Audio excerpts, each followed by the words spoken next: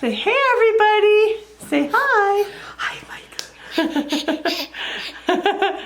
So, hello, this is Carol's Current Obsession. Yeah. Today we're gonna do a little video that's different than our normal videos. Michael gets to sit with me just for a minute until he gets upset. Now it's time to go. Today we're doing a different kind of a video. For my regular viewers, I apologize, but this isn't your thing. Don't worry about it. Just bypass it. I am selling my little wonderful featherweight. And so I really wanted to make a video of it so that people can look at it and make a good determination of whether or not they want to purchase it. So I am putting this up on eBay under Exquisite Indulgences. And there'll be a link down below for that in the description box. And I wanted to make this video to show people. So yeah, so if it's not your thing, just bypass it this time. This is, like I said, my 1937 featherweight. And I'm gonna flip the camera now so that you can kind of see this much better. Okay, so this is my featherweight. The case is very secure. My husband fixed the bottom. There was a loose board. And so he re-glued the entire bottom and nailed it so that it's a really secure case now. It's really good. And I recovered it so it has, it's a nice black bottom just like the original. Okay. And the other issue with this case is the handle is a little bit of wear. Well, quite a bit of wear on the leather handle. So it's not as comfortable as it used to be one day long ago. So, but it is from 1937, so I have to consider that. Okay, so this is, when you open it, this is what you'll see. And I will package this very differently than what you see here because it's really important that it gets packed the right way. So this will be within another box. It'll be a box in a box kind of thing. And the interior of this will be packed too because we don't want this to get messed up. It's my little baby. It needs to go home to another place and be a sweet baby there too and make it all the way. Alright, so this is our little tray of goodies. That's what it'll look like. There's a pretty pair of scissors that I'm including because they just go with her. This is Mirabelle, and Mirabelle needs some pretty scissors, so there they are. And this is to my new owner. It says, hello, my birth date is June 11th, 1937.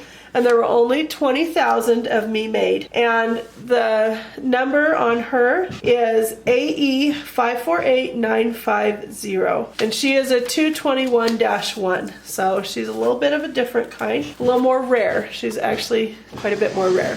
Because there's only 20,000 of them made like this. So she comes with her own little book. It has the instructions of how to do everything on it and how to thread her and oil her and take care of her. And also how to use the attachments, which is nice. The other things that come in here, vintage, happy home, rust-proof needle book that comes with it, and it's been unused. It says rust proof, but I'm here to tell you there's some rust in those needles. But anyway, it's still cool. Comes in its own little sleeve. This is part of Mirabelle's charm. She's very original. Well, these aren't original. These are some needles that fit her. So she has 2 bobbins that are here and 1 bobbin in there, and she does come with her bobbin case, obviously, of course. This one is a little rusty. I wouldn't use this personally, but it's original to her, and so I just keep it in there anyway. This one's usable. The one inside her bobbin case right now is usable, but you can get a packet of these at the store that fit just fine for a couple dollars. She comes with her attachments. I think this is a binding foot. This is a ruffling foot. This one is a hammer, and it's a wide hammer like for pillowcases and sheets and stuff. This is a rolled ham foot. This is a zipper foot, which is nice to have. And I'm not sure what this one is, quite frankly. Yeah, I don't know what it is, but it came with it too. This is a really cool, useful little thing. It's really handy and useful. I like it for quilting because it just takes it right across and keeps it lined up really nice. And this goes into the bed. I can't remember what it's called. Then we have a pack of Susan Bates needles. We have an eyedropper, which I don't know what that's used for.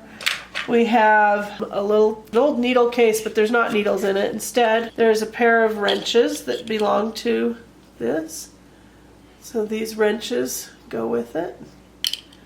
And it says on them 911, I don't know, but that is what's on there.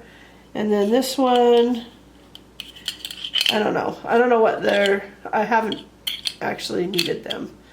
So they just rest in there. And this is a little packet of Singer needles, sewing machine needles. This is the original grease for the machine. Don't think you can get this grease out anymore. I would use a more regular grease, but it's original, so I've kept it. And then we have the keys to her. And this side locks, this side does not. So, you know, that's something to think about. But the keys, both keys work on either side, and this side actually still locks. So there's that. And then here's a package of Singer needles also, and the little Singer screwdriver, which is really handy. I don't know what these doohickeys are for, but there they are, and they're included because they came with her too. This thread, which I'm going to show you, I'm going to use it to show you that she can sew quite well. These are mounting brackets for if she's going to sit in a table. So these are the mounting brackets that come with it in their own little hand-sewn bag. I don't know what this is. This was in here when I got it, so it's a little seam thingy, so just put it back in. All right, and here we have, I think these are mounting bracket pieces as well. They're just something somebody made, probably to fit to another machine or table. But I left them in here because I don't use it mounted, but someone might, so I left them in there. Anyway. And as well as seamstress pins, and it has several of the pins left in it, so plus a front neck interfacing. I don't know, it came with it. I always just keep it with it. It's kind of the original stuff anyway. And it comes with this foot pedal and the cord. Now, and this is all attached, and I want you to look at the cord because it's in absolutely fantastic shape. There is no dryness, there's no cracking, there's no problem, and I'll show you. I'm going to plug this in. She works just fine, okay? Everything works just fine. All right, so here we have turning it on, and just the light. This only turns the light on. Actually, this is just a switch to activate the light. And like a toaster, a sewing machine should be unplugged after you're done sewing, especially with these older ones. Okay, first of all, assuming you've replaced this and put this back on, you'll have to plug her in. The rounded side goes down. Now, how to thread it. So you take your thread and through this little hook, okay, and then through the two concave plates. You want to hold on to your spool and then pull your thread through the two plates all the way until the thread gets around this little bar, okay? And that will hook it properly. And then we'll thread it through this little eye and come on down onto the side and bring it through the little eyelet there. Tricky sometimes. And through this eyelet here, and then through this one on this side, okay? And then you thread from right to left, okay? And the flat of your needle should always be on the same side as the flat of your plate here. So that's something to think about. All right, now that we've got her threaded, we just want to demonstrate how she works. She does a good job. She makes a nice good straight stitch. And I have her set about a 12. I kind of like a little bit higher than that for stitching for quilts, but I want you to be able to see the stitches. So, and I'm doing it in this different colors so that you can. Now, she does have back tack, reverse, and just do that and then bring it all the way back down. Okay. Notice how nice and quiet she is.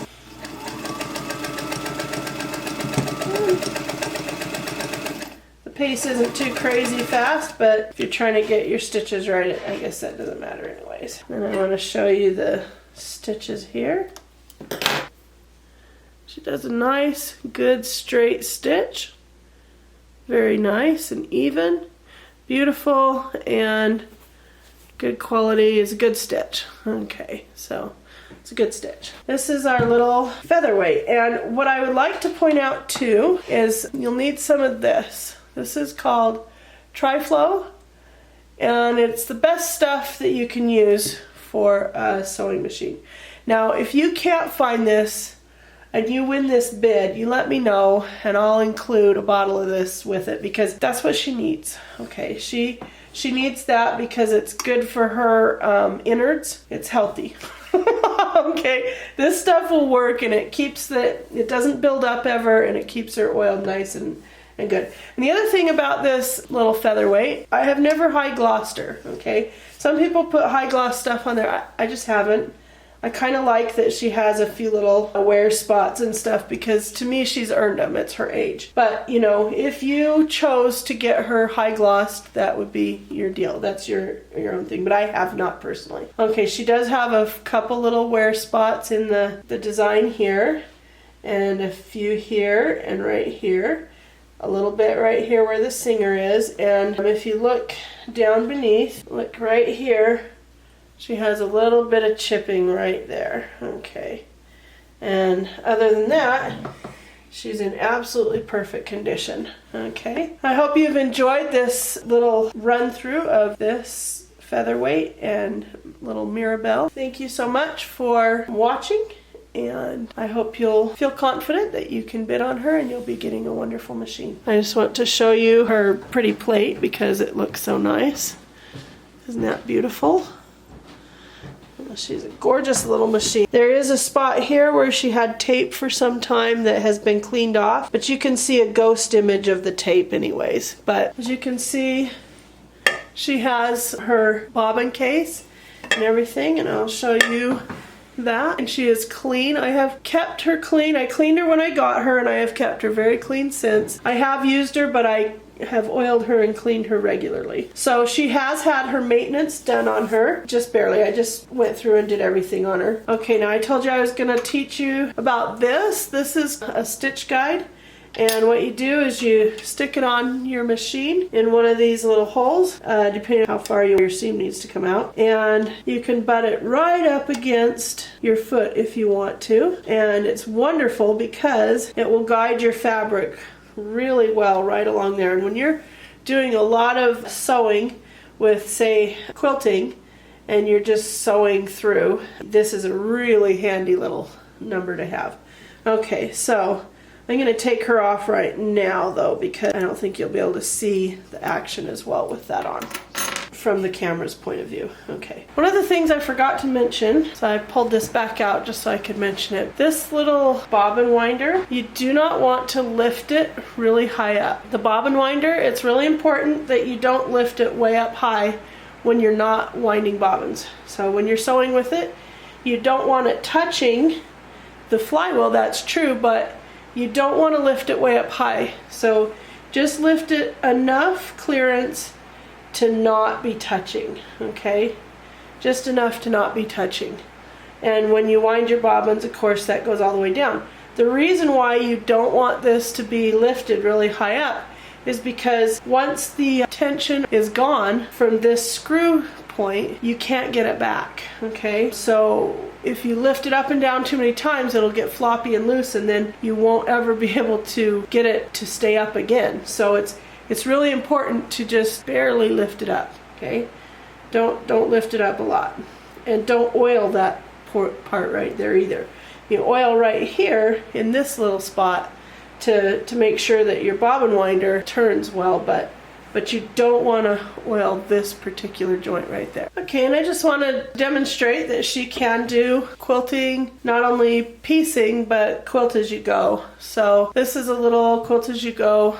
There's a little square, so I think it's like a 6-inch square, and here's a 5-inch square. A little piece of batting in between. So you put the one on top of the other and position it so that you've got all your pieces evenly sided, and then fold it halfway and then bring it right around the end. And then you pin it, so you make it's the binding by itself. Then I go to the other side, fold that up, and on your corners, make sure they're good. Fold that to half, bring that up, and I just like to pin right in the corner there. That kind of holds it. Put another one on this corner. Do the same thing on this corner. One right there to hold it down. And pin the corners down. And on the last one, just make sure you've got that pinned right down. Alright, so the final looks like this, and then we're just going to stitch around the edges, and that's just to demonstrate to you that this little machine can do quilt as you go as well.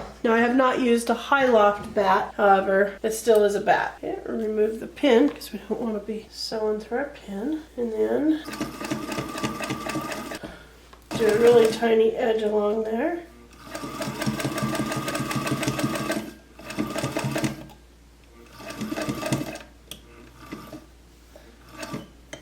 Okay. I'm just going to include this so that you can see for yourself the stitching, and then also I'm just going to include this so that it'll be a little mat rest for your presser foot. That corner is not lovely. What does Jenny Doan always say? Finished is better than perfect. And that is true. That's where we're going here. Okay. Alright. There we have a great example of what the little machine can do. That's not too bad. And this will be included as your presser foot rest so that you have a little something so this rests in peace. We want it to rest on here nicely, so that is included as well. All right, thank you so much. I hope you've enjoyed this little run through with Mirabelle and appreciate your time. All right, thank you very much. Bye.